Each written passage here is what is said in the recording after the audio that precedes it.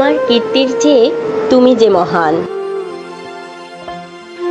আজকে আমরা কথা বলবো এমন একজনকে নিয়ে, যিনি ছিলেন আমাদের পাইকগাছার কৃতি সন্তান, আমাদের পাইকগাছার গর্ব, স্যার আচার্য প্রফুল্লচন্দ্র রায়কে নিয়ে এবং তার বসতবাড়ি নিয়ে।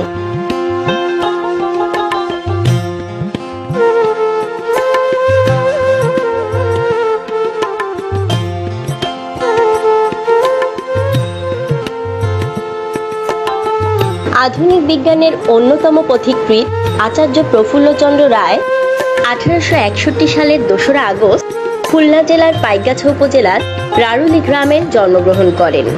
তার পিতা হরিশচন্দ্র রায় ছিলেন বহু ভাষাবিদ, পণ্ডিত ও বিদ্যাৎসাহী। মা ভুবন মোহিনী। প্রথম বাঙালি হিসেবে